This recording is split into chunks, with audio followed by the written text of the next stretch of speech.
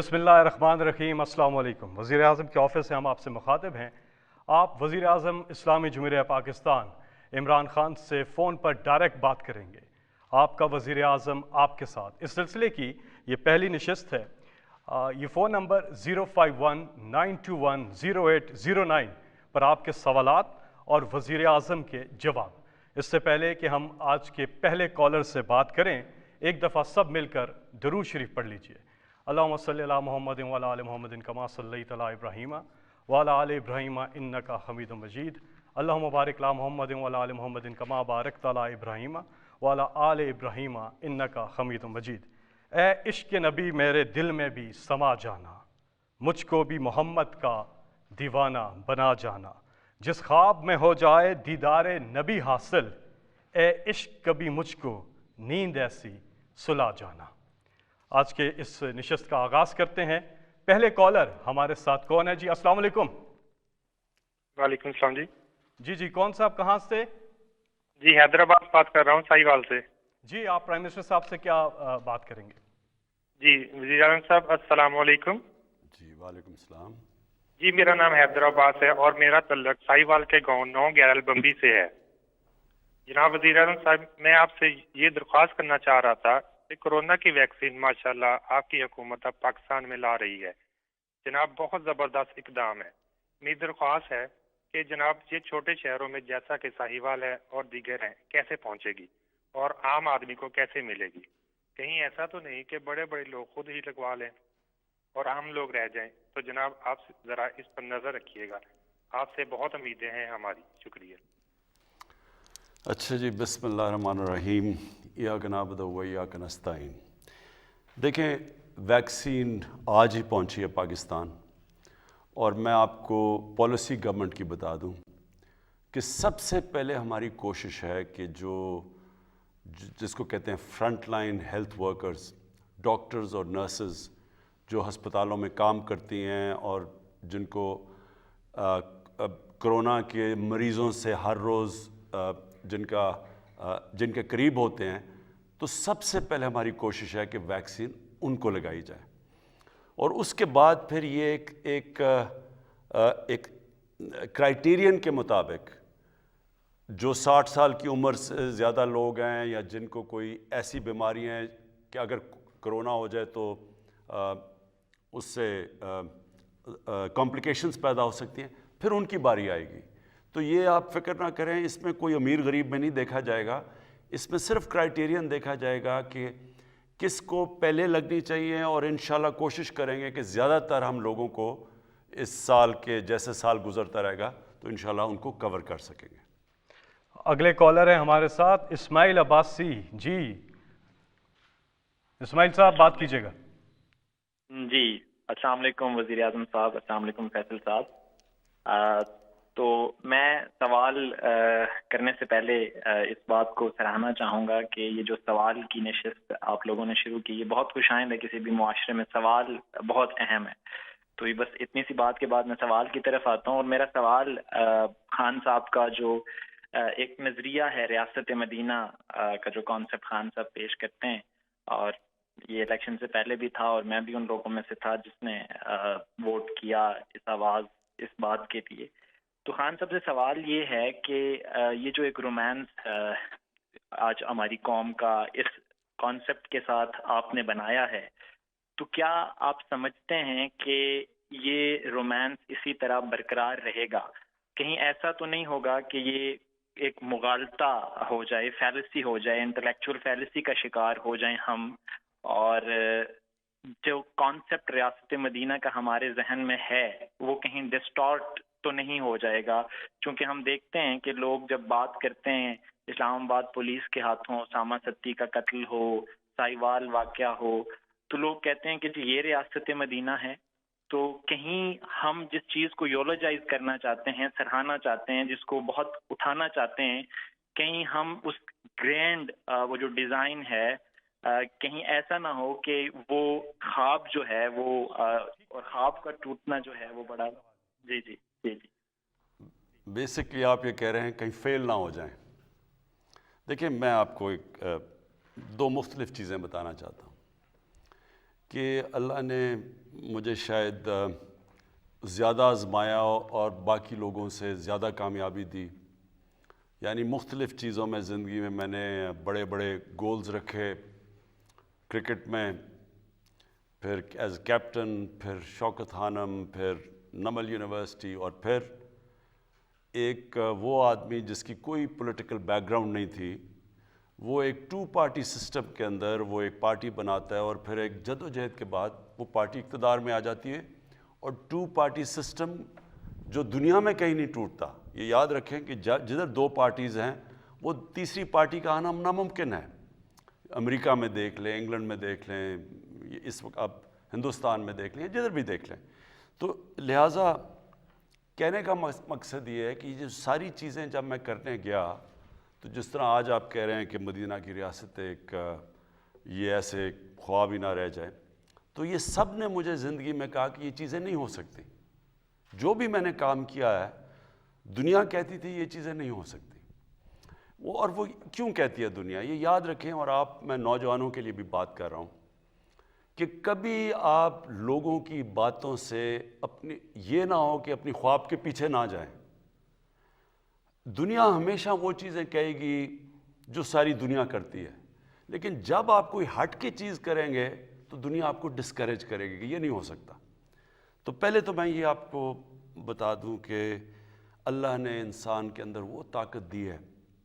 جب انسان کو اشرف المخلوقات بنایا ہے تو اللہ نے انسان میں وہ چیز دی ہے جو اس نے فرشتوں کو کہا کہ میں نے تمہیں بھی نہیں دی. تو ہم اس کی عظیم مخلوق ہیں، ہمارے میں بہت صلاحیتیں ہیں.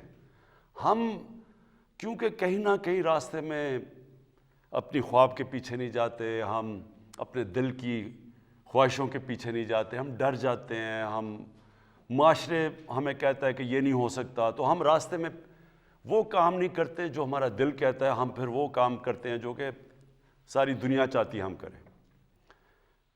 آج تک دنیا میں کسی نے بھی کوئی بڑا کام کیا ہے تو ہر آدمی، ہر اس انسان کو دنیا نے کہا یہ نہیں ہو سکتا. جب پہلا آدمی ماؤنٹ ایورسٹ پہ چڑھا تھا، دنیا کے سب سے اونچے پہاڑ پہ، تو اس سے پہلے تو یا مر گیا تھا کوئی یا فیل ہو گیا تھا. تو لوگوں نے اسے کہا کہ تم نہ کرو، یا دیوانہ ہے جو کہ کوشش کر رہا ہے. تو یہ یاد رکھیں کہ انسان کا جو دل کہتا ہے اس کے پیچھے جانا چاہیے، اور پھر جب جائے گا تو پل جلا کے جائے کہ اب اس کی واپسی کوئی نہیں ہے. یعنی اگر میں نے یہ فیصلہ کیا کہ انشاءاللہ یہ ہمارا مدینہ کے ریاست کے اصولوں پہ ایک عظیم قوم بنے گی، تو اس کے بعد کوئی دوسرا راستہ نہیں ہے. اب آ جائیں جی مدینہ کی ریاست، یہ سمجھ رہے ہیں. اور انشاءاللہ اب ہم پاکستان کے اندر 7، 8 اور 9 کلاسز میں ہر سکول کے اندر سبجیکٹ رکھ رہے ہیں سیرت نبی، کہ وہ کیا تھی مدینہ کی ریاست، کیونکہ لوگوں کو پتہ ہی نہیں ہے اس چیز کا. وہ کوئی ایک چیز ملک میں خراب ہوتی ہے وہ کہتے ہیں جی مدینہ کی ریاست کدھر گئی.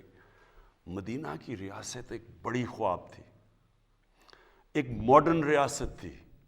دنیا میں پہلی دفعہ اس طرح کے کانسیپٹس آئے، ایک جمہوری کلچر آیا، قانون کی بالادستی آئی. کوئی قانون سے اوپر نہیں تھا. جب نبی صلی اللہ علیہ وسلم نے کہا کہ میری بیٹی بھی قانون توڑے گی تو اس کو بھی سزا ملے گی، کوئی قانون سے اوپر نہیں تھا. پھر ایک انسانیت کا نظام تھا جس کو فلاحی ریاست کہتے ہیں. ریاست نے اپنے کمزور طبقے کی ذمہ داری لی تھی. یہ بڑے کانسیپٹ تھے. پھر میرٹ تھی، پھر انسانی حقوق تھے. انسان کا جو بھی رنگ ہو، جو بھی دین ہو، سب قانون کے سامنے ایک برابر تھے. یعنی یہ جو سوچ تھی، جو نبی صلی اللہ علیہ وسلم کا آخری خطبہ تھا، وہ ہیومن رائٹس کا، جو آج UN کا چارٹر دیکھ لیں تو وہ تب انہوں نے تقریباً 1500 سال پہلے وہ چارٹر دیا تھا انسانیت کا. تو یہ سارے جو کانسیپٹس تھے یہ ماڈرن کانسیپٹس تھے. اور جب بھی مسلمان دنیا کوئی مسلمانوں کی تاریخ میں جو ملک ان اصولوں پہ گیا ہے وہ اوپر چلا گیا، اور جو مسلمان ملک نہیں بھی ہے جب وہ ان اصولوں پہ جاتا ہے وہ اوپر چلا جاتا ہے. اور جو ان سے پیچھے ہٹ جاتا ہے، جو بدقسمتی سے ہم ہٹ گئے ہیں، تو تب وہ ملک نیچے جاتا ہے، جو ہماری آج حالات ہے. تو یہ مدینہ کا ریاست، یہ یاد رکھیں، یہ ایک جد و جہد کا نام ہے.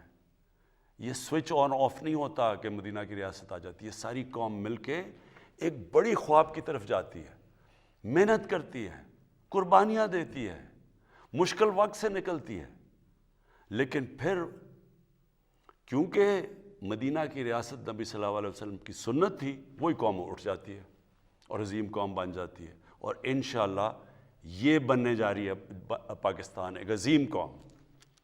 جی اگلے کالر سے ہم بات کریں گے. ہمارے ساتھ لائن پر ہیں گلگت سے شعیب. جی آپ مخاطب ہیں پرائم منسٹر عمران خان سے. السلام علیکم سر. جی وعلیکم السلام. سر میں شعیب بول رہا ہوں گلگت سے. مجھے بڑی خوشی ہے سر کہ میں ایک ایسے وزیر اعظم سے بات کر رہا ہوں ملک کے تاریخ کے جو کہ براہ راست عوام سے بات کرنا چاہتے ہیں, ان کے مسائل سننا چاہتے ہیں. تو سر میرے بنیادی طور پہ 2 سوال ہیں. ہلو جی جی آ رہی آواز. ہاں سر میرے بنیادی طور پہ 2 سوال ہیں. پہلا سوال میرا یہ ہے کہ سر گلگت بلتستان جو ہے وہ سی پیک کا گیٹ وے ہے. پہلے پیپل پارٹی کی گورنمنٹ آئی 2009 میں, 2015 میں مسلم لیگ نون کی گورنمنٹ آئی. انہوں نے ایک پروجیکٹ بھی گلگت بلتستان کے لیے نہیں رکھا سی پیک میں. سر اتنا بڑا گیٹ وے ہے, پورے پاکستان میں بڑے بڑے مہنگا پروجیکٹ ہیں, گلگت بلتستان کے لیے بہت بڑی زیادتی ہے, گلگت بلتستان کے لوگوں کے لیے. سر میرا دوسرا کوشچن یہ ہے کہ 21ویں صدی میں بھی ہم اس وقت گلگت بلتستان کے لوگ جو ہیں وہ 18 گھنٹے کی لوڈ شیڈنگ کا سامنا کر رہے ہیں. اس وقت پوری جو ہماری جو ہے نا اکانومی ہے, ہماری جو تعلیم ہے, ہمارے عام پبلک ہے, وہ سفر کر رہی ہے پورے گلگت بلتستان کے تمام 10 اضلاع میں. سر شدید ترین لوڈ شیڈنگ ہے سردی میں, نہ ہیٹنگ کے لیے کوئی مسئلہ ہے وہ ہم کر سکتے ہیں نہ, اور میرا تمام مسئلے جو ہے نا وہ بجلی کے ساتھ ہی. اگر ہماری بجلی کا ایشو جو حل ہو جاتا ہے تو ہم بہت سے مسئلے سے وہ ہمارے وہ ہو جائیں گے سر. تو میری گزارش یہ ہوگی کہ سر یہ جو سی پیک میں ہے اس میں ہمارے جو شونٹر پاس اور گلگت چترال ایکسپریس وے کو اگر رکھ دیں تو ایک تو یہ ہوگا کہ ہمیں کراکرم ہائی وے کے متبادل ہمیں سڑک ملے گی, اور ہمارا جو سفر جو ہوگا وہ سال بھر جاری رہے گا, پورے 4 سال کے 12 مہینوں میں. تو میرے ہی سوال ہے, آپ کی بڑی مہربانی سر. جی اچھا, میں آپ کو پہلے تو گلگت بلتستان کے اوپر جو چیز کہنا چاہتا ہوں, یہ آپ نے سمجھنی ہے بات. ہر جگہ کا ایک خاص چیز ہوتی ہے کہ وہ جس کو کمپیریٹیو ایڈوانٹیج کہتے ہیں, کہ وہ باقی جگہوں سے اس میں کوئی خاص چیز ہوتی ہے جو وہ ڈیولپ ہو سکتی ہے, ہر جگہ پہ ہے. مثلا کبھی بھی گلگت بلتستان کراچی یا فیصل آباد یا سیالکوٹ کی طرح کا انڈسٹریل ہب نہیں بن سکتا, آپ جو مرضی کر لیں وہ نہیں ہو سکتا. لیکن گلگت بلتستان وہ جگہ بن سکتی ہے جو دنیا کا ٹورزم کا ہب بن سکتا ہے. آپ کو میں مثال دیتا ہوں کہ سوئٹزرلینڈ جو سارا جو گلگت بلتستان یا ناردرن ایریاز ہمارے ہیں, سوئٹزرلینڈ اس سے آدھا ہے, اس کا سائز اس سے آدھا ہے. اور سوئٹزرلینڈ ٹورزم میں ہر سال $80 ارب کماتا ہے. اب یہ سوچیں کہ پاکستان ساری جو ایکسپورٹ کرتا ہے وہ $25 ارب ہے, سارا پاکستان, اور صرف سوئٹزرلینڈ اپنی ٹورزم سے $80 ارب کماتا ہے. تو جو گلگت بلتستان ہے وہ دگنا ہے سوئٹزرلینڈ سے. یہاں کے پہاڑ اس سے بہت زیادہ بڑے ہیں, یہاں خوبصورتی اس سے بہت زیادہ ہے, کیونکہ میں نے تو سوئٹزرلینڈ دیکھا ہوا ہے اور سارا گلگت بلتستان دیکھا. یہ سمجھ لیں کہ اگر ہم کانسنٹریٹ صرف ٹورزم پہ کریں, یہ سارا علاقہ وہ خوشحال ہو سکتا ہے جو آپ سوچ بھی نہیں سکتے. ہاں سی پیک کے بھی راستے میں ہیں, بالکل ٹھیک ہے. ہاں کئی ایسی ہم وہاں انڈسٹری لگا سکتے ہیں, یہ بھی ٹھیک ہے, ہر قسم کی انڈسٹری وہاں نہیں لگ سکتی. لیکن یہ میں آپ کو کہہ دوں کہ جو اب میری سوچ ہے, میں نے آپ کے چیف منسٹر سے میری بات چیت بھی ہوئی ہے کہ انشاءاللہ ہم پورا اب زور لگا رہے ہیں کہ ہم نے اس کو ٹورزم کا ہب بنانا ہے. دوسری چیز جو بجلی کی آپ نے بات کی, یہاں ہے ہائیڈرو الیکٹریسٹی. اب تک مسئلہ یہ رہا ہے کہ وہاں اگر ہائیڈرو الیکٹرک یعنی پانی پہ بجلی بنائیں گے تو اس کو کیسے, اتنا لمبا وہ راستہ ہے, اس کو نکالیں گے کیسے. لیکن میں نے فیصلہ کیا ہے, اور یہ میں نے پچھلے ہفتے ہی آرڈر کیا ہے, کہ ہم ایک گرڈ اسٹیشن بنانے لگے ہیں گلگت بلتستان میں, کیونکہ ہمیں پتہ ہے وہاں مسئلہ آپ کو پڑا ہوا ہے بجلی کا. دوسری چیز, ہم چھوٹے چھوٹے ہائیڈرو بجلی یعنی پانی کے اوپر بجلی کے وہ جنریشن کے پلانٹس لگانے لگے ہیں, یہ بھی ہم اب کرنے لگے ہیں. تو اور تیسری چیز سڑکیں. آپ نے بات ٹھیک کی کہ ٹورزم تب ہوتی ہے جب ایک ایریا کو ایک سڑک کھول دیتی ہے ٹورزم کے لیے. وہ بھی ہم نے 2 ایسی سڑکیں پلان کی ہوئی ہیں جو یہ سارا آپ کا علاقہ کھل جائے گا, اور یہاں ٹورزم آگے ہی جو ابھی بھی ٹورزم ہے, جو لوکل ٹورزم ہے, وہی گلگت بلتستان میں دگنی تگنی ہو گئی ہے. لیکن اگر ہم نے یہ سڑکیں بھی مزید کھول دیں تو آپ دیکھیں گے کہ لوگوں کو وہاں ایسی خوشحالی آ سکتی ہے آپ کو کہ جو لوگ گلگت بلتستان میں باہر جا کے نوکریاں کرتے ہیں ان کو جانے کی ضرورت نہیں پڑے گی. جی, گزارش یہ ہے کہ بہت سے لوگ کوشش کر رہے ہیں بات کرنے کی, تو اپنے سوال کو مختصر رکھیے گا تاکہ زیادہ سے زیادہ لوگوں کو موقع مل سکے وہ سوال کر سکیں. 051-921-0809. ہمارے ساتھ اب لائن پر ہیں ارشد اکرم تربت سے. جی ارشد صاحب. السلام علیکم. السلام علیکم. جی وعلیکم السلام. میرا سوال ارشد اکرم بات کر رہا ہوں تربت سے. میرا سر کویشچن ہے آپ سے. سر کچھ مہینے پہلے آپ نے یہاں وزٹ کیا تھا تربت میں, کچھ پروجیکٹس کے بھی یونیورسٹی میں ابتدا بھی کیے تھے, لیکن ہمارا ایشو یہ ہے کہ بلوچستان میں سر کہ ہم دور دراز علاقے میں بڑی مشکل سے اپنے گھر سے پیدل جا کر پہلے اسکول کی تعلیم حاصل کر لیتے ہیں, اس کے بعد کالج کی, اور پھر یونیورسٹی کے لیے ہم لوگ 5-6 ٹرانسپورٹ چینج کرنا پڑتا ہے, تعلیم حاصل کرنے پڑتے ہیں. اور تعلیم ڈگری حاصل کرنے کے لیے سر ہم نے بہت ڈسپلن کے ساتھ یونیورسٹی میں جا کر ڈگری حاصل کی, لیکن سر اس کے باوجود یہاں نہ پرائیویٹ سیکٹر میں یا نہ کہ گورنمنٹ سیکٹر میں جاب اپرچونیٹیز کچھ بھی نہیں ہیں. تو سر ہم کریں تو کیا کریں اور جائیں تو کدھر جائیں سر؟ پہلا سوال سر یہ ہے میرا سر. ایک دوسرا سوال ہے چھوٹا سا جو انٹرنیٹ کے حوالے سے ہے. ایجوکیشن فیسلٹی اور ایجوکیشن ڈیولپمنٹ کے لیے انٹرنیٹ بہت ضروری ہے سر, لیکن تربت میں سر اتنے سال ہو گئے ہیں انٹرنیٹ سے تربت پورا ڈسٹرکٹ محروم ہے سر. اس کی بندش کے لیے آپ کچھ اقدامات کریں. جی بہت بہت شکریہ. جی دیکھیں ارشد, پہلی تو میں آپ کو پہلا پوائنٹ بتاؤں کہ بلوچستان کا مسئلہ یہ ہے کہ علاقہ بہت بڑا ہے, آبادی بہت کم ہے, اور جو بیچ میں ڈسٹنسز ہیں یعنی فاصلے بہت زیادہ ہیں.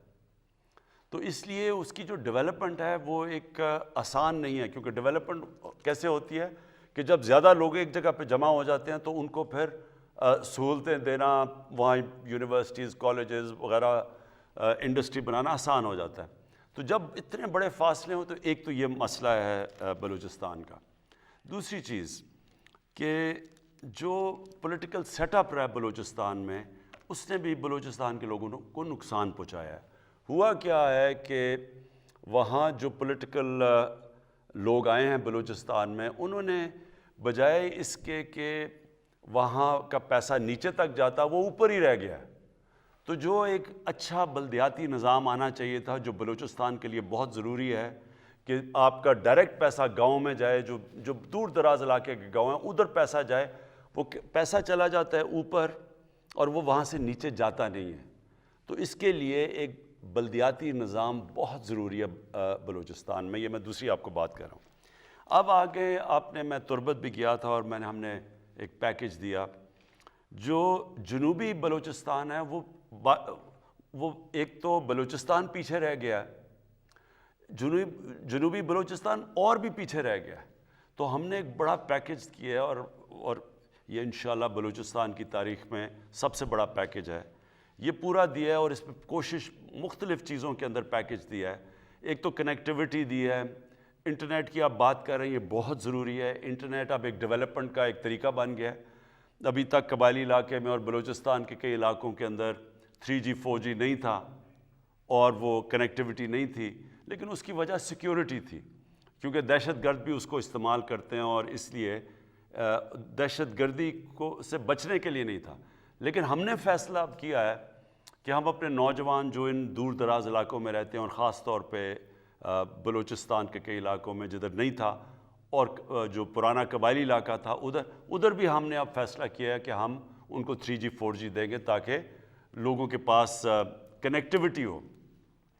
لیکن صرف مجھے آپ سے ایک چیز کہنی پڑے گی کہ تھوڑا آپ کو صبر کرنا پڑے گا. فیصلہ تو ہم نے کر لیا ہے کہ بلوچستان کو ڈیولپ کرنا، اور جو بھی ہمارے علاقے جس طرح پرانا قبائلی علاقہ جو اب مرج ڈسٹرکٹس جسے کہتے ہیں وہ پیچھے رہ گیا تھا، اس کو جو علاقے مثلا ڈی جی خان، روجان، یہ بھی علاقے پیچھے رہ گئے، اور اندرون سندھ وہاں بھی بہت غربت ہے.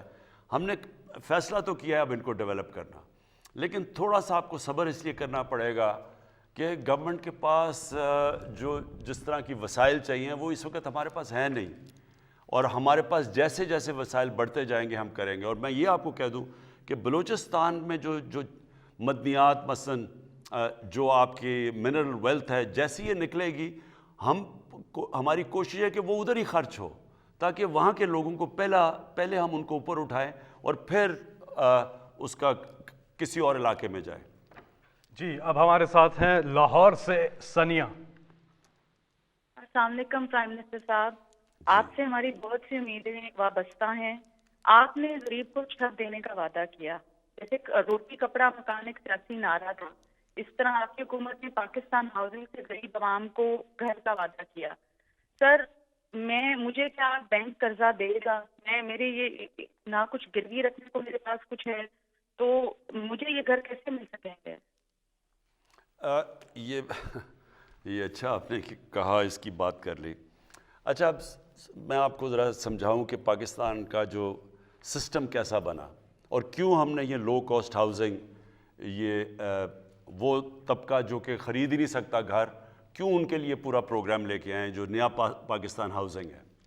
دیکھیں ساری دنیا میں گورنمنٹ گھر نہیں بنا کے دیتی، کوئی بھی دنیا میں گورنمنٹ، امیر سے امیر گورنمنٹ بھی سب کو غریب لوگوں کو گھر نہیں بنا کے دے سکتی.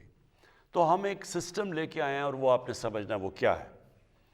ہم نے یہ فیصلہ کیا کہ ہم پہلے تو بینکوں سے قرضے لینے کا سسٹم ہم نے شروع کیا. پاکستان میں آپ کو پتہ، ساری دنیا میں آپ ذرا میں یہ بھی ذرا سمجھ لیں، امریکہ کے اندر، برطانیہ میں، یورپ میں 80% بینک جو لوگ گھر لیتے ہیں وہ بینکوں سے قرضے لے کے لیتے ہیں، جس کو مارگیج کہتے ہیں، ہاؤس فائنینسنگ، یعنی بینک فائنینس کرتے ہیں لوگوں کے گھر. تو 80% جو لوگ گھر لیتے ہیں وہ بینکوں سے قرضہ لے کے لیتے ہیں. ملیشیا میں 30% لوگ بینکوں سے قرضہ لے کے لیتے ہیں، گھر بناتے ہیں. ہندوستان میں 10% لوگ یعنی مارگیج فائنینسنگ کرتے ہیں، اور پاکستان میں 0.2%. یعنی ہمارا کوئی یا کیش ہے تو گھر بناؤ، نہیں تو گھر ہی نہیں بنا سکتے. تو لہٰذا ہم نے جو سسٹم لے کے آئے، پہلے ہم نے ایک فور کلوجر لا ہے جو رکاوٹ بنا ہوا تھا. یعنی اگر بینک کسی کو پیسے دیں، کیوں نہیں پیسے دیتے تھے؟ کیونکہ اگر وہ کسی کو پیسے دیں اور وہ گھر نہ بنائے تو ان کا پیسہ ڈوب جاتا تھا، بینک پیسے نہیں دیتے تھے. لہٰذا ایک عدالت کے اندر ہمیں بڑی 2 سال لگے وہ قانون جو پھنسا ہوا تھا، جو قانون، اس کو کلیئر کرتے ہوئے. اس کو کہتے ہیں فور کلوجر لا. اب یہ جو رکاوٹ ختم ہو گئی ہے، اب بینک قرضہ دے سکتے ہیں. لیکن اس کے لیے بھی بینکوں کو پریکٹس ہی نہیں ہے قرضے دینے کی، کیونکہ انہوں نے کبھی چھوٹے لوگوں کو قرضے ہی نہیں دیے. تو لہٰذا میں خود بینک مینیجر سے، سارے جو بینکس کے ہیڈز ہیں ان کو ملا ہوں. ہم یہاں میٹنگ کرتے ہیں ہر جمعرات کو. مقصد یہ ہے کہ بینکوں کو اب ٹرین کریں کہ وہ چھوٹے لوگوں کو قرضے دیں، جو تنخواہ دار ہیں، جو مزدور ہیں، جو جن کے پاس کیش نہیں ہے گھر بنانے کا. اور ہم نے کیا ہے کہ ہم نے گورنمنٹ سبسڈائز کر رہی ہے، یعنی 5% سے زیادہ گورنمنٹ سبسڈائز کر رہی ہے. پھر پہلے لاکھ گھر جو بنیں گے، 3 لاکھ روپیہ ہر گھر کو سبسڈی دے گی گورنمنٹ. اور اس سے کیا ہوگا، جتنے لوگ کرایہ پہ خرچ کرتے ہیں، اپنا جو مہینے کا کرایہ دیتے ہیں، وہی کرایہ دینے کے بجائے وہ اس کو قسطوں میں دے دیں گے بینک کو. تو ہوگا کیا کہ وہ بجائے کرایہ دینا کہ وہ قسطیں دیں گے، وہ گھر ان کا اپنا ہو جائے گا. یہ ہے ہمارا پروجیکٹ، یہ شروع ہو گیا ہے. آہستہ آہستہ لوگوں کو سمجھ آ رہی ہے، بینکس بھی آہستہ آہستہ سمجھ رہے ہیں. لیکن انشاءاللہ یہ اب آپ ٹی وی پہ اشتہار دیکھتے ہوں گے، بینکس اب اشتہار دے رہے ہیں، بینکس خود کہہ رہے ہیں کہ لوگ آ کے تو ہمارے سے قرضے لیں. تو یہ ہمارا جو ہے، یہ پہلی دفعہ پاکستان میں ہو رہا ہے کہ عام آدمی جس کے پاس پیسے نہیں ہیں، جو تنخواہ دار ہے، جو مزدور ہے، اس کو بھی موقع مل جائے گا کہ اپنا گھر بنا لے۔ جی اگلے کالر ہیں ہمارے ساتھ، نمبر ہے 0519210809، اظہر محمود اوان۔ جی السلام علیکم۔ وعلیکم السلام سر، میرا کوشچن ہے بنیادی طور پہ ناموس رسالت صلی اللہ علیہ وسلم اور اسلاموفوبیا پہ۔ خان صاحب کی ماشاءاللہ جو سپیچ تھی UN میں سر، وہ بہت امپریسو سپیچ تھی، لیکن اس کے بعد پھر انٹرنیشنلی 2-3 ایونٹس ہوئے۔ اب چاہیے تو یہ تھا کہ انٹرنیشنلی کچھ ایسی ویل انٹیگریٹڈ مربوط حکمت عملی ہوتی اور اسلامی ممالک کو ساتھ ملا کر سب ایسا کام کیا جائے کہ جس سے یہ ایشو پرماننٹلی ریزالو ہو جائے، ختم ہو جائے۔ تو اس سلسلے میں سوال یہ ہے کہ سر اس سلسلے میں آپ کی کیا حکمت عملی ہے کہ آئندہ آنے والے دنوں میں کیا کوئی ایسا مضبوط پلان بن سکتا ہے کہ جس سے عالمی سطح پر اس ایشو کو اس طرح سے دوبارہ سے نہ اٹھایا جائے اور دنیا کے 1.5 ارب مسلمانوں کے دلوں کو اس طرح سے ٹھیس نہ پہنچائی جائے؟ اس کے لیے کیا کوئی عملی اقدامات کیے جا رہے ہیں؟ دیکھیں، یہ ہماری بڑی بدقسمتی ہے مسلمانوں کی کہ یہ شروع ہوا ہے 1989 سے، جب سلمان رشدی نے کتاب لکھی اور اس کے اندر اس نے گستاخی کی ہمارے نبی صلی اللہ علیہ وسلم کی شان میں۔ تو تب سے مغرب کے اندر یہ سلسلہ شروع ہوا پچھلے 30 سالوں سے۔ ہوتا کیا تھا کہ مسلمان کو تکلیف پہنچتی تھی جب یہ اس طرح کی کوئی ان کی شان میں گستاخی ہو۔ اس کے بعد وہاں مغرب میں کوئی رائٹس یا یہاں بھی لوگ سڑکوں پہ نکلتے تھے، کیونکہ مغرب کو اس چیز کی سمجھ نہیں تھی، کیونکہ وہاں وہ بالکل دین کو اور طرح لیتے ہیں، وہ تو اس کو اس طرح نہیں لیتے جس طرح ہم لیتے ہیں، اور نہ ہی ان کو سمجھ ہے کہ مسلمانوں کو کتنی تکلیف ہوتی ہے، کہ کیسے نبی صلی اللہ علیہ وسلم ہمارے دلوں میں رہتے ہیں، ہمیں اپنی فیملی سے زیادہ تکلیف ہوتی ہے، یعنی کوئی چیز ہمیں اتنی تکلیف نہیں دیتی جتنی جب ان کی شان میں کوئی گستاخی کرتا ہے۔ لیکن مغرب کو یہ سمجھ نہیں آتی، کیونکہ وہ کہتے ہیں جی فریڈم آف سپیچ ہے ہماری اور ہم آزادی رائے کے نام پہ ہم جو بھی کر لیں، حالانکہ وہاں کئی چیزیں آزادی رائے میں نہیں آتی۔ میں جب پرائم منسٹر بنا، میں نے پہلے OIC میں اس چیز کو اٹھایا، پھر میں یونائٹڈ نیشنز کی جنرل اسمبلی میں اس کو اٹھایا، پھر پریزیڈنٹ اردوغان اور مہاتر محمد، ہم نے تینوں نے مل کے اس کے اوپر بات چیت کی کہ مغرب کو سمجھایا، لیکن وہاں کئی تو فتنہ جان کے کرتے ہیں، زیادہ تر لوگوں کو سمجھ نہیں ہے۔ تو جب فرانس میں ہوا، پھر صرف 2 پرائم منسٹرز نے اس کے اوپر بات کی، جو ایک پریزیڈنٹ اردوغان تھے اور دوسرے میں تھا۔ ہم نے جب اس کے اوپر فرانس میں یہ کارٹون نکلے، اب دیکھیں مسئلہ کیا ہے، جب تک مسلمان ملک کے ہیڈ سب مل کے اس کے اوپر ایک آواز میں بات نہیں کریں گے، یہ مسئلہ حل نہیں ہونے لگا۔ اور میں نے سارے مسلمان ہیڈز کو خط بھی لکھے، یہ جب فرانس کے اندر ابھی ہوا تو میں نے سارے مسلمان سربراہوں کو خط لکھے اور کہا ان کو کہ ہم سب کو مل کے ایک آواز میں کہنا پڑے گا کہ یہ آزادی رائے کی آڑ لے کے مسلمانوں کو تکلیف نہ پہنچائیں، نبی صلی اللہ علیہ وسلم کی شان میں گستاخی کر کے۔ اب یہ ایک جد و جہد ہے، یہ ہمیں کرنا، مسلسل اس کے اوپر کام کرنا پڑے گا، اور مجھے پورا یقین ہے کہ ہم کامیاب ہو جائیں گے۔ وزیر اعظم عمران خان، جس انداز میں آپ نے تحفظ ناموس رسالت کو پوری دنیا میں انٹرنیشنل فورمز پر اجاگر کیا، چاہے وہ UN ہو چاہے OIC ہو، آپ نے سچے عاشق رسول صلی اللہ علیہ وسلم ہونے کا ثبوت دیا ہے، اور یہ دعا ہے کہ اللہ تعالیٰ اس عظیم کام میں آپ کے شامل حال ہو۔ آپ کا وزیر اعظم آپ کے ساتھ اس سلسلے کی پہلی نشست، وزیر اعظم پاکستان عمران خان صاحب یہاں تشریف رکھتے ہیں، آپ کالز کر رہے ہیں اور اپنے سوالات کر رہے ہیں، وزیر اعظم آپ کو جواب دے رہے ہیں 0519210809، اور اس کے ساتھ ساتھ سوشل میڈیا پہ بے شمار سوالات آئے ہیں پرائم منسٹر صاحب۔ ایک سوال آیا، واجد رحمان کہتے ہیں کہ آپ اپوزیشن والوں کو NRO کیوں نہیں دیتے، ان کو NRO دے دیں اور عوام کے روز کے ان کے جو ڈرامے ہیں ان سے جان چھپ جائے۔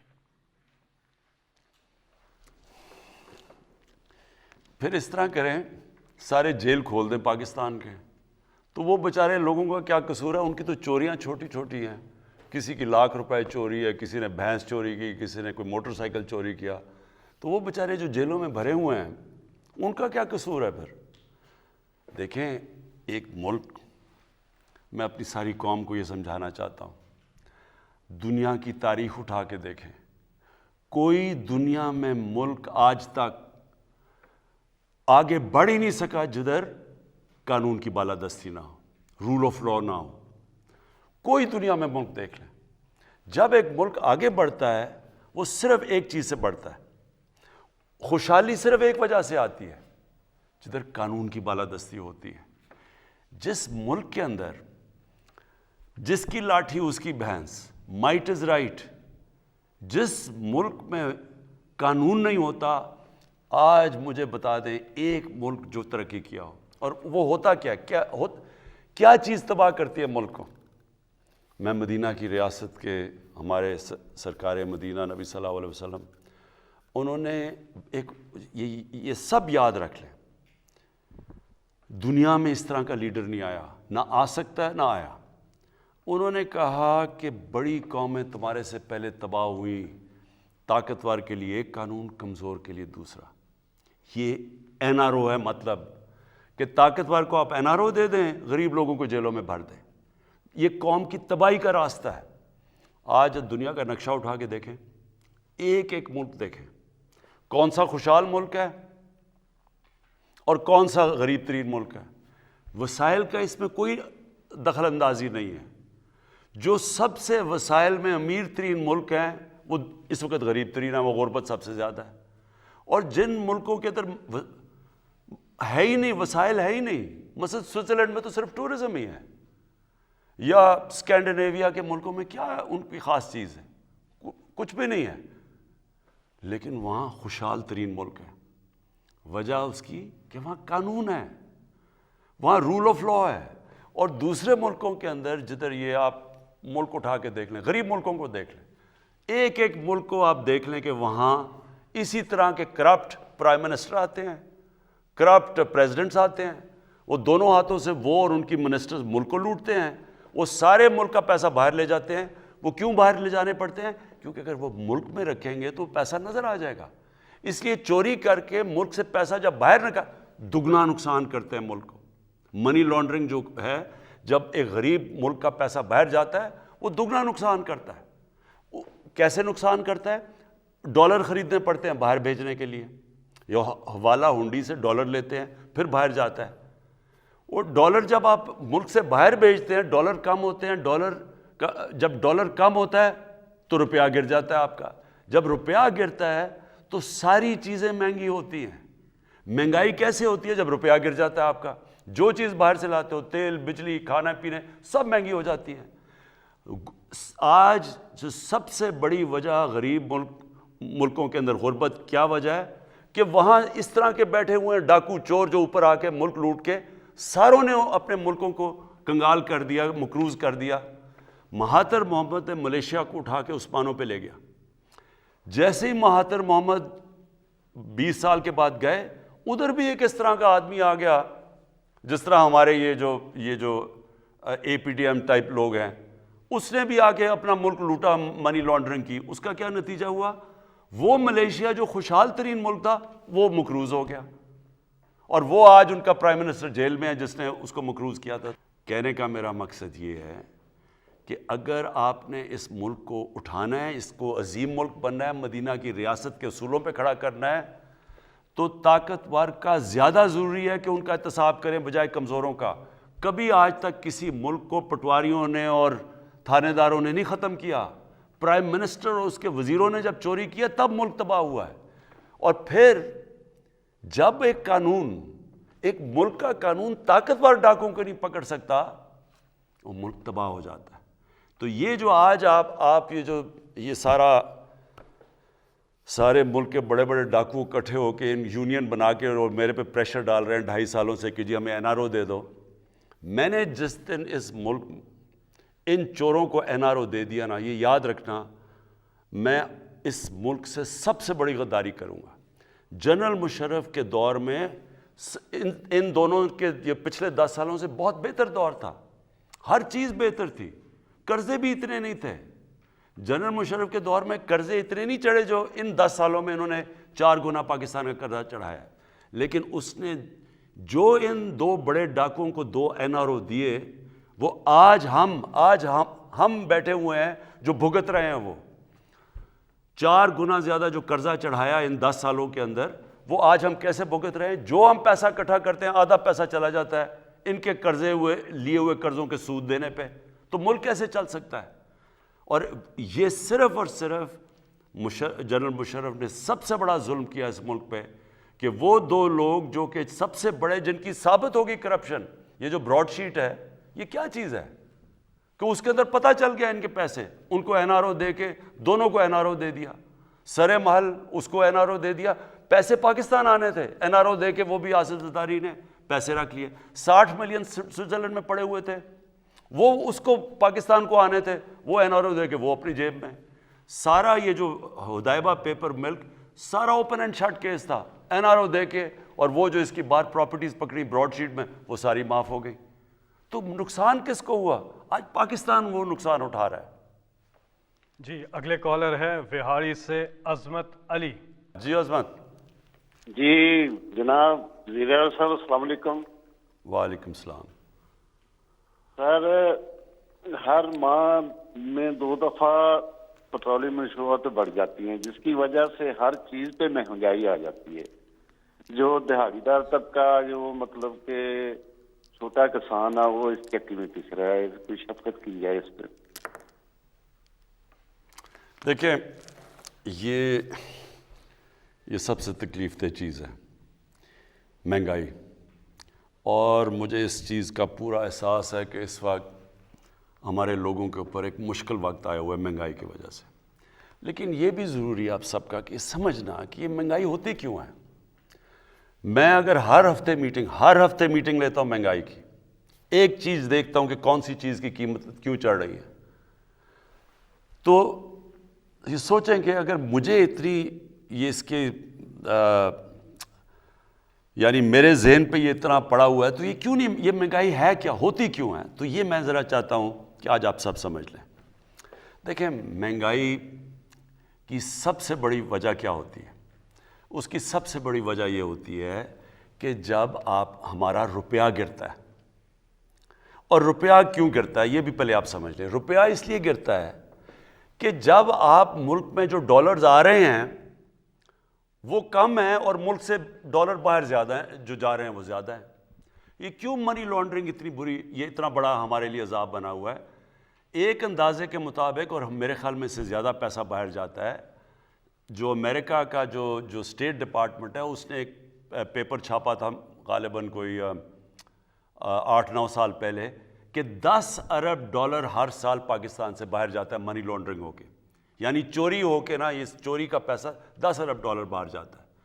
پھر اگر ہماری امپورٹس اور ایکسپورٹس، مثلا جو چیزیں ہم دنیا کو ایکسپورٹ کر رہے ہیں وہ کم ہیں اور امپورٹ زیادہ ہیں، تو ظاہر ہے کہ وہ جب ڈالر کم ہوں گے ڈالر اوپر چلا جائے گا، روپیہ نیچے آ جائے گا۔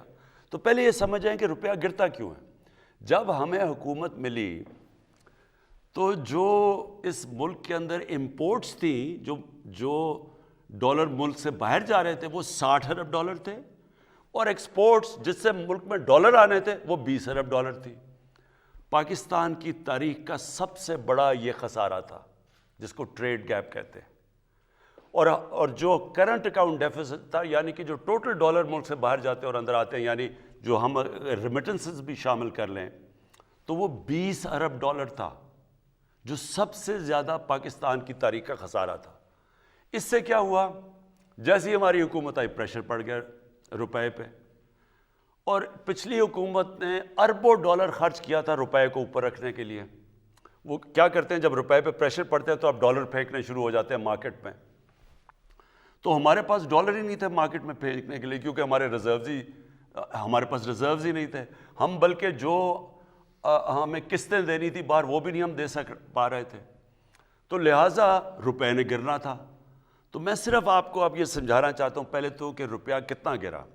ہمارے دور پہ روپیہ گرا 24.1%، اور ہمارے دور میں کہہ رہا ہوں 18-19 میں، 2018 اور 19 میں جو روپیہ گرا ہمارے دور میں گرا 24.1%. ہمارے سے پہلے بھی روپیہ گرا تھا, وہ گرا تھا جب پیپلز پارٹی آئے. جب پیپلز پارٹی آئے تو روپیہ گرا 25.5%. 2008-9 میں 2008 جب ان کا روپیہ گرا تو جو سی پی آئی, اور یہ سارے آپ دیکھ سکتے ہیں اسٹیٹسٹکس, جو کنزیومر پرائس انڈیکس جسے کہتے ہیں, جو بتاتا ہے کہ کتنی مہنگائی ہوئی, وہ 17% تھی. اور ہمارے 18-19 میں جب 24.1% روپیہ گرا تو 7.3% تھی. اور یہ آپ دیکھ سکتے ہیں, یہ بیورو آف اسٹیٹسٹکس کے اندر یہ لکھا ہوا بتایا ہوا آپ کو. اب یہ کیوں, اب جب یہ روپیہ گرتا ہے تو کیا ہوتا ہے, پہلے یہ سمجھیں. سب سے پہلے تیل مہنگا ہو جاتا ہے. تیل مطلب پٹرول اور ڈیزل مہنگا, اس کا مطلب ٹرانسپورٹ مہنگی. اس کے بعد بجلی مہنگی, کیونکہ آدھی بجلی بنتی ہے تیل سے, اور پھر جو باقی بجلی کے کانٹریکٹ سائن کیے ہوئے ہیں وہ سارے ڈالرز میں کیے ہوئے ہیں. تو جیسے ہی روپیہ گرا, جو ڈالر کی چیزیں ساری مہنگی ہو گئی. پھر جو ہم چیزیں امپورٹ کرتے ہیں, سب سے پہلے گھی, تقریباً سارا گھی ہم امپورٹ کرتے ہیں باہر سے, وہ مہنگا. چائے مہنگی, چائے باہر سے امپورٹ کرتے ہیں. پھر دالیں مہنگی, جو عام آدمی بیچارہ کھاتا ہے, تقریباً 70% دالیں باہر سے ہم امپورٹ کرتے ہیں, وہ مہنگی ہو گئی. تو جب بجلی مہنگی ہوئی, مزید اور چیزیں مہنگی ہو گئی. پھر گیس, اب آدھی گیس ہماری جو ہم پاکستان میں گیس نکلتی ہے وہ کم ہوتی جا رہی ہے. جو باہر سے ہم گیس لیتے ہیں وہ مہنگی ہے, تو جب وہ گیس بھی مہنگی ہو گئی. تو ساری چیزیں مہنگی ہو جاتی ہیں جب آپ کا روپیہ گرتا ہے.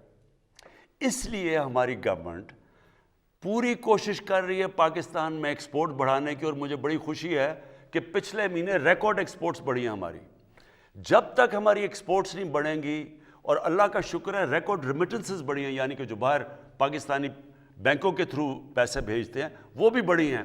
اور اس کی وجہ سے 17 سال کے بعد پاکستان کا 5 مہینے مسلسل, جس کو کرنٹ اکاؤنٹ کہتے ہیں, کہ ہم جتنے ہمارے ڈالر آ رہے ہیں اندر اور ہمارے ڈالر باہر جا رہے ہیں, ہم نے اس کو بیلنس کر لیا. ہمارا خسارہ ختم کر دیا ہم نے, کیونکہ ہم نے ایکسپورٹس بھی بڑھائی ہیں اور ہماری ریمیٹنسز بھی بڑھی ہیں, اور ہمارا ملک صحیح راستے پہ لگ گیا ہے.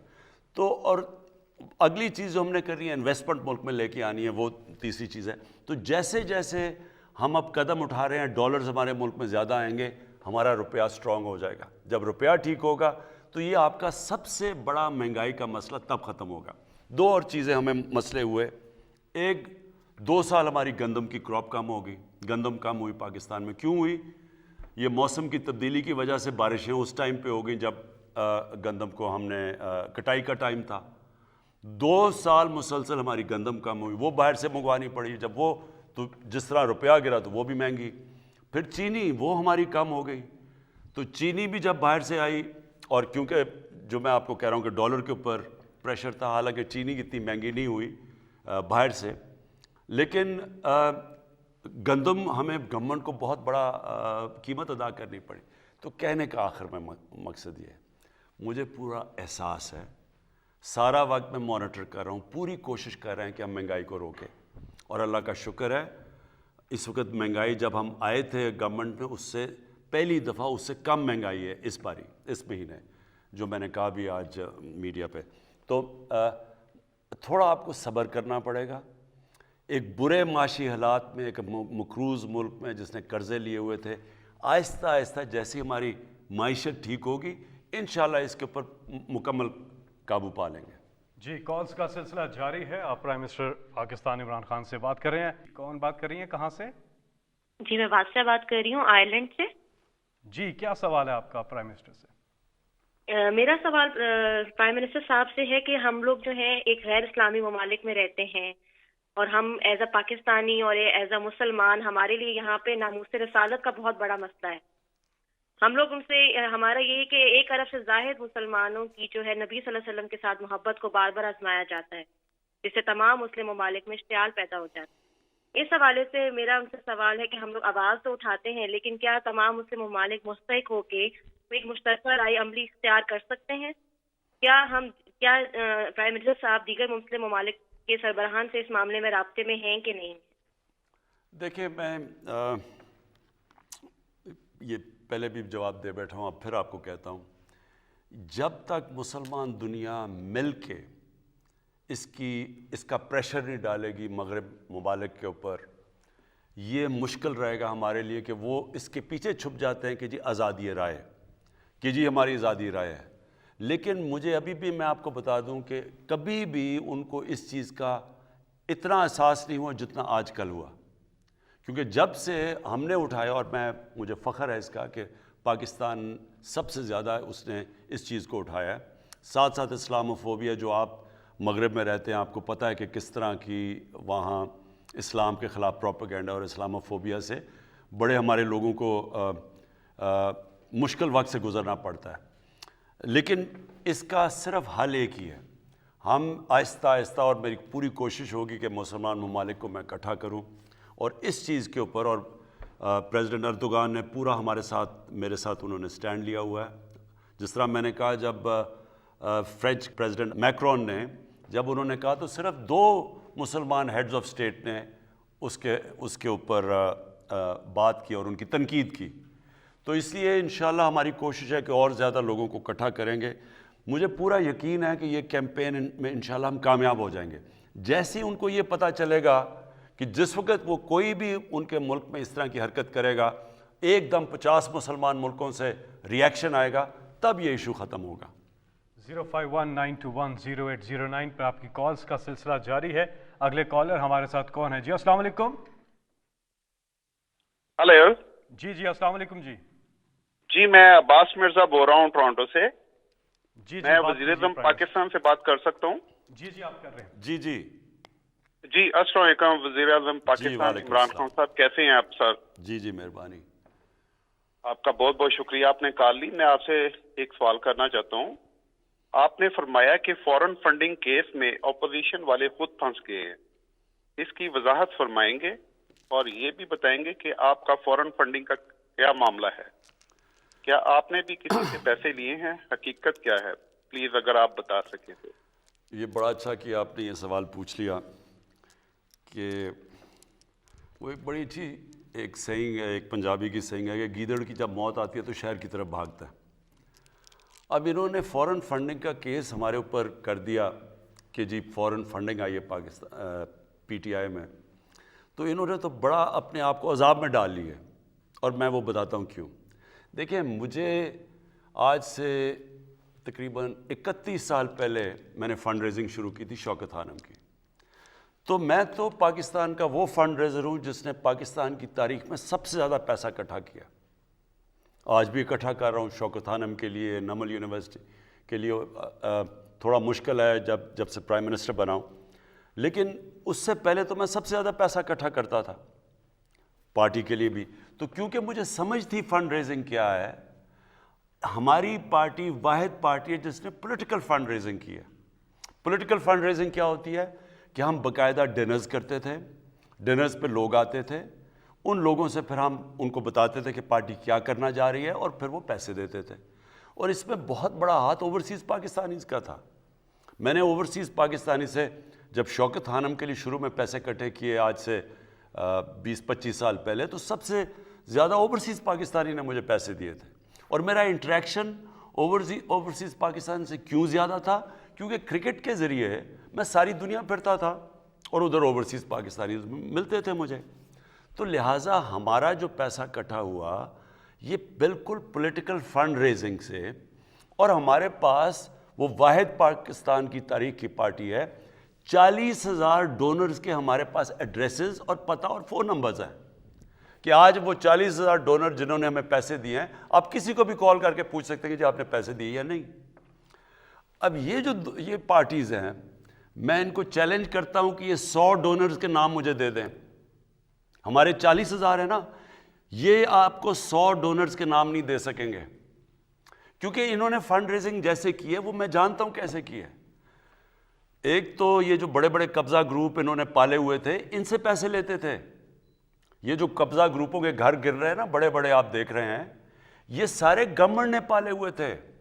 ان کو پناہ دے رہے تھے یہی پولیٹیکل پارٹیز، یہ نون لیگ کے نیچے بڑے بڑے قبضہ گروپ خود ان کو پناہ دیتے تھے, پولیس ان کو ہاتھ نہیں لگا سکتی تھی. اب یہ جس کا بھی گھر گرائے, یہ اور بھی سیاستدانوں کے گھر گرائے ہیں, یہ لینڈ رجسٹری میں ان سب کے وہ بتایا ہوا ہے کہ زمین کون سی ہے, کس کی زمین ہے. یہ کوئی اس طرح کوئی گورنمنٹ نہیں کر رہی, یہ عدالت میں جا کے بتا سکتے ہیں کہ جی یہ زمین میری ہے. تو وہ عدالت کے اندر ہمارے پاس ان کی پہلے انکوائری کی گئی, چیک کیا گیا, یہ جو ساری زمینیں ہیں یہ انہوں نے گورنمنٹ کی قبضہ کیے ہوئے, جن کے اوپر بلڈوزر لگے ہوئے ہیں اب. اور یہ وہ لوگ تھے, کیوں ان کو پالتے تھے, ان کو پیسے دیتے تھے, فنڈز دیتے تھے, ان کے گھر کے خرچے دیتے تھے, ان کی, کیونکہ یہ جو پیسہ بناتے تھے ان کی پارٹی فنڈنگ کرتے تھے, ان کے جلسے جلوس کرتے تھے, جدھر قیمے کے نان ان کو دینے پڑتے تھے وہ بلانے کے لیے اپنے لوگوں کو. تو میں اس لیے کہہ رہا ہوں کہ یہ اب اس کو الیکشن کمیشن کو منطقی انجام تک پہنچانا چاہیے. ایک تو ان کے پاس ڈونر بیس ہی نہیں آپ کو نظر آئے گا. دوسری چیز, جہاں تک جو فورن فنڈنگ کا اصل تو مقصد یہ ہے کہ کوئی باہر کی حکومت آپ کو پیسے نہ دے کوئی, اور کیونکہ وہ اگر آپ کو پیسے دے گی اور آپ پاور میں آئیں گے, آپ کو وہ انفلوئنس کر سکتی ہے, آپ کی فورن پالیسی افیکٹ کر سکتی ہے. یہ بھی اگر تحقیقات کی جائیں کہ کیا ان کو فارنرز نے پیسے دیے یا نہیں دیے, کیا وہ جو فضل الرحمان ہے وہ بتا سکتا ہے کہ اس کو اتنی دیر اس نے پارٹی کیسے چلائی ہے, کیا وہ یہ کہہ سکتا ہے کہ مجھے کسی لیبیا نے نہیں پیسے دیے, کیا نواز شریف کہہ سکتا ہے کہ اسامہ بن لادن سے اس نے پیسے نہیں لیے بے نظیر کی گورنمنٹ گرانے کے لیے. بے نظیر کی سٹیٹمنٹ ہے اس کے اوپر, اس نے کتاب میں لکھا ہوا ہے. خالد خواجہ جنہوں نے پیسے دیے تھے نواز شریف کو اسامہ بن لادن سے, اس نے ایفیڈیوٹ دیا ہوا کہ میں نے اسے پیسے دیے تھے. تو یہ تو خود پھنس گئے ہیں. جی اگلے کالر ہمارے ساتھ ہیں عارف والا سے ارشاد صاحب. جی السلام علیکم عارف صاحب, کیا ارشاد صاحب کیا سوال ہے آپ کا؟ وعلیکم السلام فیصل بھائی جان, کیا حال ہے سر, خیریت؟ جی آپ پرائم منسٹر صاحب سے مخاطب میں بات کیجیے گا. ٹھیک ہے جی. وزیر اعظم صاحب, آپ ہمارے ہیرو ہیں, آپ سے بہتر کرکٹ کو کوئی نہیں جانتا, لیکن جب ہم پی سی بی کی کارکردگی کو دیکھتے ہیں تو نہایت شرمندگی ہوتی ہے. سر جب آپ کی حکومت آئی تو ہمیں امید تھی کہ پی سی بی میں بہتری آئے گی. پرائم منسٹر صاحب برائے مہربانی پی سی بی کو کوئی ایسا بندہ دیں جس سے اس کی کارکردگی بہتر ہو سکے. شکریہ سر. دیکھیں میں کئی دفعہ حیران ہوتا ہوں کہ سارے سمجھ رہے تھے جب ہم آئی ہے گورنمنٹ کہ جی آج گورنمنٹ آئی ہے اور ایک دم سب کچھ ٹھیک ہو جائے گا. یہ ویسے فیری ٹیلز میں ہو سکتا ہے کہ ایک میرے پاس جادو کا ڈنڈا, میں ایسے کروں سارا ملک ہی ٹھیک ہو جائے ایک دم. دیکھیں یہاں ملک میں کئی چیزیں بگڑی ہیں, 50 سال لگے ہیں بگڑنے میں, کئی 30 سال میں بگڑی ہیں کئی, اور پچھلے جو یہ 2 بڑے بڑے اس ملک کے بڑے ڈاکوؤں نے جو 10 سال گزارے ہیں, کئی تباہی, اور اصل تباہی ان 10 سالوں میں آئی ہے.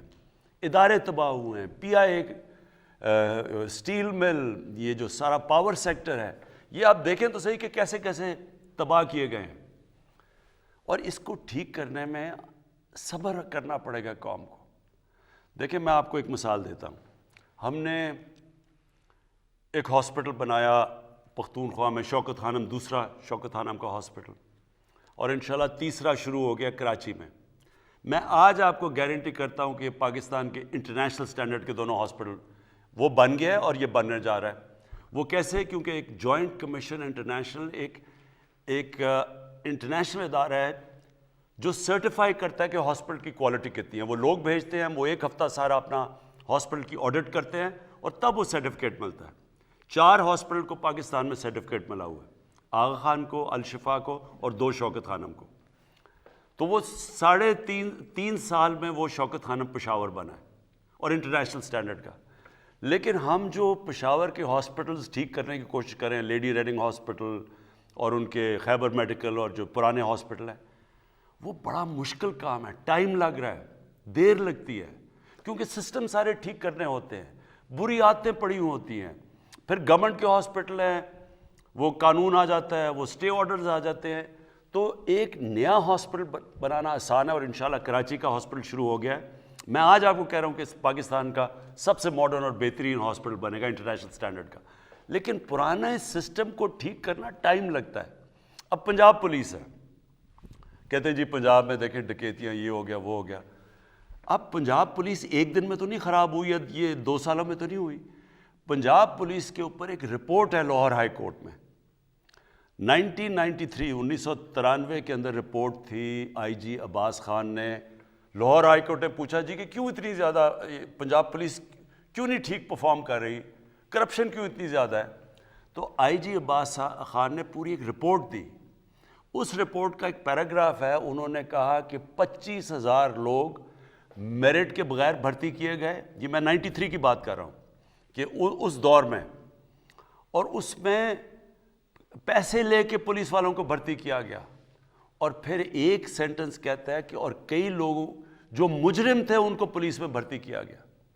تو یہ ایسے نہیں کہ آج آپ سمجھ رہے ہیں کہ ایک دم کوئی آئے گا اور ٹھیک کر دے گا. سسٹمز ٹھیک کریں گے, تھوڑا ٹائم لگے گا, لیکن یہ مطمئن ہو جائیں کہ یہ سارے ہم اداروں کو باری باری ٹھیک کریں گے. اور کرکٹ کیسے ٹھیک ہوگی؟ کرکٹ اس راستے پہ نکل گئی ہے. وہ ایسے ہوگی کہ علاقائی کرکٹ جو میں آج سے 40-50 سال سے لگا ہوا ہوں, علاقائی کرکٹ جو شروع ہو گئی ہے, آپ دیکھتے ہیں کہ جب پشاور کا میچ ہوتا ہے یا پشاور زال میں تو سارا کے پی اس کو دیکھ رہا ہوتا ہے. بلوچستان کا ایک کھلاڑی نہیں ہوتا لیکن سارا بلوچستان دیکھ رہا ہوتا ہے ٹیم کو. یہ میں 40 سال سے کہہ رہا تھا کہ علاقائی کرکٹ کو, وہ ہو گئی ہے. اب ایک کھلاڑی کو ڈیولپ ہوتے ہوئے ٹیم کو تھوڑا ٹائم دیں, لیکن انشاءاللہ آپ دیکھیں گے کہ یہ ٹیم مسلسل بہتر ہوتی جائے گی. جی آپ کی کالز کا سلسلہ متواتر جاری ہے. سوشل میڈیا پہ پرائم منسٹر صاحب سوالات آئے ہوئے ہیں. یہ عثمان صاحب ہیں, اس سے ملا جلا سوال ہے جو بھی آپ سے ہوا. عثمان صاحب ہیں, کہتے ہیں فٹنس کے حوالے سے آپ تھوڑی رہنمائی فرمائیے گا کہ آپ خود تو بہت فٹ ہیں, اس کا کیا راز ہے اور آج کل کی روٹین میں آپ کو کیسے ٹائم ملتا ہے؟ آج کل تو بڑا مشکل ہے فٹ ہونا. بلکہ میں دیکھ رہا تھا بشرا بیگم نے ایک وہ ویئنگ مشین دیکھی, تو جب ویئنگ مشین رکھی, میں جب کرکٹ کھیلتا تھا سارا میرا کبھی 185 سے پاؤنڈ سے زیادہ ویٹ نہیں گیا. تو جب مشین پہ کھڑا ہوا تو 200 پاؤنڈ پہ پہنچ گیا ویٹ. وہ اس لیے کہ 8-8 گھنٹے 9-9 گھنٹے میں کرسی پہ بیٹھتا ہوں اور اتنا ٹائم نہیں ملتا مجھے ایکسرسائز کرنے کا. لیکن دیکھیں اللہ نے جب سے دنیا بنائی ہے, میں سب کو ایک چیز کہنا چاہتا ہوں, وہ کامیابی تو اس کو دیتا ہے جو محنت کرتا ہے. اللہ نے آپ کو یہ کہا ہوا ہے کہ جسم جو آپ کا ہے یہ اس کی طرف سے ایک نعمت ہے. اب جتنا آپ اس کی نعمت کا دھیان رکھیں گے وہ آپ کو بیماریاں نہیں ہوں گی. اللہ آپ کو صحت دے گا, اور اچھی صحت سے بڑی نعمت کوئی نہیں ہے. لیکن جو ایکسرسائز نہیں کرے گا اور اپنا کھانا صحیح طرح دیکھ کے نہیں کھائے گا تو اس کے مسئلے مسائل ہوں گے. کالز کا سلسلہ جاری ہے 051-921-0809. اب ہمیں بتایا جا رہا ہے کنٹرول روم سے کہ ہمارے ساتھ ہیں سردار محمد علی ایبٹ آباد سے. جی سردار صاحب. السلام علیکم. جی میرا اسکپر سے یہ ایک سجیشن بھی ہے اور یہ بلین ٹری سونامی کے حوالے سے بھی. جب یہ بلین ٹری لگایا گیا تو اس کی میرا تعلق ہے تحصیل لورا ضلع ایبٹ آباد سے, اور میں ہزارہ کا رہنے والا ہوں. میں اس سلسلے میں جو پچھلے 2 سال سے اس پہ کام بھی کر رہا ہوں. زیتون کے میں نے 1230 پودے پچھلے سال شنکیاری والوں کے توسط سے لگائے تھے ٹی ریسرچ سینٹر کے حوالے سے. تو میں یہ اسکپر کو ایکسپلینیشن دینا چاہتا ہوں کہ ہمارا جو ایریا ہے تحصیل لورا خاص طور پہ, یہ یہاں پہ وائلڈ اولیو بے شمار ہے, اور گورنمنٹ کی پالیسی بھی ہے. تو ہم اس ایریا کو ایک دم سے اپ لفٹ کر سکتے ہیں, خاص طور پہ ہزارہ پورے کو اور تحصیل لورا کو. یہاں پہ اولیو ٹریز جو ہیں وائلڈ اولیو ہیں, ان کے اوپر گرافٹنگ کرائیں. ایک دوسرے نمبر پہ یہ ہے اس کے پر کہ اگر فرض کیا جو پودے آتے ہیں, ایک تو ان کی تعداد آپ کم کریں, اور دوسرا یہ ہے کہ کوالٹی میک شور کریں, کیونکہ ریشو جو ہے اس کی بہت ضروری یہ چیز ہے کہ اس کی جو سکسیس ریشو ہے وہ زیادہ ہونی چاہیے. یہ گورنمنٹ کو خاص طور پہ جنگل والوں کو ٹاسک فورس ان کی بنائیں اور ان سے کہیں کہ اس ایریا میں اچھے طریقے سے اپنے یہ پلانٹیشن کریں. اور خاص طور پہ زیتون کا یہ 1000 سال کے لیے سر پلاننگ کرنی ہوگی ہمیں. دیکھیں میں ایک چیز کہہ رہا تھا, اس کو غلط سمجھا لوگوں نے. میں یہ کہہ رہا تھا کہ بدقسمتی سے ہماری پارلیمنٹری ڈیموکریسی میں ہوا کیا ہے کہ ہم نے لانگ ٹرم پلاننگ نہیں کی. ہم سوچتے ہیں یہاں پچھلے آتے تھے کہ اچھا جی 5 سال کے بعد الیکشن ہونا ہے تو یہ چیزیں کر لو جو 5 سال سے پہلے مکمل ہو جائیں. اور پھر اس سے کیا نقصان ہوا کہ ملک تو تب آگے بڑھتا ہے جب وہ آگے سوچتا ہے, اپنی آنے والی نسلوں کا سوچتا ہے, جو چائنا کر رہا ہے. تو میں کہہ یہ رہا تھا کہ ہم یہ بڑا غلط ہوا ہے. کوئی سوچتا ہی نہیں آگے والی اپنی نسلوں کے لیے. ہم پہلی اس ملک میں پہلی گورنمنٹ اور جماعت ہیں جس نے آگے کا سوچا, یہ جو درخت اگانے کا سوچا ہے پاکستان میں. اور یہ جو آپ نے ابھی بات کی ہے یہ زبردست بات ہے. دیکھیں ہم اربوں روپے کا ہم یہ گھی باہر سے امپورٹ کرتے ہیں. جیسے ہی ہمارا جب روپیہ گرتا ہے تو وہ گھی اور مہنگا ہو جاتا ہے. جو سب سے بہترین تیل ہے کوکنگ آئل یعنی استعمال کرنے کے لیے وہ ہے زیتون کا تیل. اور پاکستان ایک ایسی جگہ ہے کہ ہم جو باہر سے چیزیں امپورٹ کر رہے ہیں, ہم اگر یہ زیتون کو صحیح لگا دیں, یہ تو ایک پورا ایک انقلاب ہے پاکستان میں. ہم زیتون سے ہی اربوں ڈالر کما سکتے ہیں. ہمارے ایسے علاقے ہیں, یہ جو دریائے سندھ کے رائٹ سائڈ پہ جتنا علاقہ ہے, یہ سلیمان کا, یہ نیچے ڈی آئی خان میں, یہ اور نیچے تک, یہ سارا میں نے چیک کروایا ہے, زیتون کے لیے بہترین علاقہ ہے. یہ علاقہ جدھر ہم اسلام آباد میں بیٹھے ہوئے ہیں, یہاں بھی بہترین زیتون اگتا ہے. میں نے اپنے گھر میں زیتون کے پودے لگائے ہیں. تو اب ہم اسی مہینے انشاءاللہ میں بڑی ایک لانچ کر رہا ہوں زیتون کے. ایک تو ہم پیوند کروائیں گے اور پورا ایک زیتون کا انقلاب لے کے آ رہے ہیں. اب ان پہاڑی علاقوں میں جدھر لوگوں کے پاس زیادہ کچھ نہیں ہے, اگر ہم زیتون کے اوپر ہی کریں اور پھر اس کا تیل یہ ہم ایکسپورٹ بھی کر سکتے ہیں, یہ لوکل لوگوں پہ یہ خوشحالی بھی لا سکتا ہے, ہمیں ضرورت بھی نہیں پڑے گی کہ اپنے ڈالر خرچ کرنے کے لیے. تو انشاءاللہ یہ اسی مہینے میں لانچ کر رہا ہوں. جی اگلے کالر ہمارے ساتھ. السلام علیکم. السلام علیکم. جی کون بات کر رہی ہے؟ جی فرح لودھی خان بات کر رہی ہوں میدان سے. جی سوال پوچھیے گا پلیز. جی مسٹر پرائم منسٹر سے سب سے پہلے تو ہم یہ کہیں گے کہ ہماری دعائیں ان کے ساتھ ہیں کہ اللہ ان کے خلوص نیت سے پاکستان کو اسٹیبل کرے. میرا سوال اپ کمنگ سینٹ الیکشنز کے حوالے سے ہے. جیسے کہ ہم سب جانتے ہیں کہ پاکستان میں تو یہ تاریخ رہی ہے کہ سینٹ الیکشن سے پہلے ٹکٹوں کی خرید و فروخت شروع ہو جاتی ہے, اور انفارچونیٹلی پی ٹی آئی کے پاس قانون سازی کے لیے نمبرز بھی پورے نہیں ہیں. تو خان صاحب کا کیا ویژن ہے, کیا فیوچر اسٹریٹجی ہے کہ وہ یہ ضمیر کی تجارت جو ہے سینٹ الیکشن میں کس طریقے سے روکیں گے؟ دیکھیں یہ بڑی ایک شرمناک چیز ہے. یہ 30 سال سے ہو رہا ہے پاکستان میں. سینٹ کے الیکشن میں ایم پیز اپنی ووٹ بیچتے ہیں اور کئی سینیٹر, سارے نہیں, کئی سینیٹرز صرف اور صرف پیسہ دے کے سینیٹرز بن جاتے ہیں. یعنی رشوت دے کے لوگوں کے ضمیر خرید کے وہ سینیٹر بنتے ہیں. اور ہمارے اپنے ایم پیز, سب نہیں, کئی اپنی ووٹ بیچتے ہیں. اور اس لیے نہیں ووٹ دیتے کسی کو کہ وہ ایک پارٹی چاہتی ہے کہ یہ ہمارا کینڈیڈیٹ ہے, وہ اس لیے دیتے ہیں کہ پیسے ملتے ہیں. تو کرپشن تو ادھر سے ہی شروع ہو جاتی ہے. آپ سوچیں کہ آپ کا جو ملک میں سینیٹرز ہیں جن کا بڑا اہم کام ہے فیڈریشن میں کہ ان کو اپنے صوبے کو ریپرزینٹ کرنا ہوتا ہے, وہ اگر پیسے دے کے آئیں گے تو وہ کون سی جمہوریت ہے؟ نمبر 1. اور نمبر 2, جو پیسے دے کے سینیٹر بنے گا وہ حاتم تائی تو نہیں کہ وہ آ کے ملک کی خدمت کرے گا. جو رشوت دے کے سینیٹر بنے گا اس کا مطلب وہ پیسے بنانے آیا ہے. تو کرپشن تو یہی شروع ہو جاتی ہے. تو جب یہ 30 سال سے ہو رہا تھا کبھی کسی نے اس کے اوپر کچھ نہیں کیا. پھر یہ جو مین پارٹیز ہیں, پیپلز پارٹی اور نون لیگ, انہوں نے 2007 کے اندر چارٹر آف ڈیموکریسی سائن کی. دونوں نے کہا کہ اوپن بیلٹ ہوگا, یعنی کہ سیکرٹ بیلٹ نہیں ہوگا, کھل کے لوگ ووٹ ڈالیں گے. ہم نے 2018 میں 20 لوگوں کو پارٹی سے نکالا. وہ پیسے لے رہے تھے, پیسے لے کے انہوں نے ووٹ 20 ایم پیز کو پارٹی سے نکالا. تو میں تب سے کہہ رہا ہوں کہ یہ بیلٹ کو جب سب کو پتہ ہے کہ اس میں رشوت چلتی ہے تو اوپن بیلٹ کریں. کیا وجہ ہے؟ اور یہ دونوں مین پارٹیز نے بھی کہا ہوا ہے.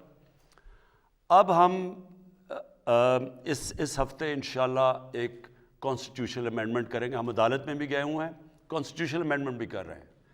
اب میں یہ دیکھنا چاہتا ہوں اور ساری قوم کو میں چاہتا ہوں دیکھیں, آپ سب دیکھیں کہ جب سب کو پتہ ہے پیسہ چلے گا تو یہ کیوں نہیں اس امینڈمنٹ کو بیک کریں گے جدھر اوپن بیلٹ ہو, جدھر یہ اس کی وجہ سے پیسہ نہیں چلے گا. تو یہ اب اس ہفتے ساری قوم دیکھے گی کہ کون کدھر اپنا ووٹ ڈالتا ہے, کیونکہ جو بھی اگر سیکرٹ بیلٹ کے ساتھ جائے گا آپ کو پتہ چل جائے گا کہ وہ یہ کرپشن کا نظام نہیں ختم کرنا چاہتے. جی اگلے کالر ہے برطانیہ سے ہارون خان. السلام علیکم. Assalamu alaikum. Is that the Prime Minister? جی ہارون السلام علیکم. How are you, sir? You okay? G G. All right. Prime Minister Saab, there's just an important message regarding Pakistan International Airlines. As you know, overseas Pakistanis that are very much दो issues हैं. एक तो cricket और PIA. Pakistan, while you have always been abroad, you've seen how passionate people are about the cricket and also the international airline. So my question to yourself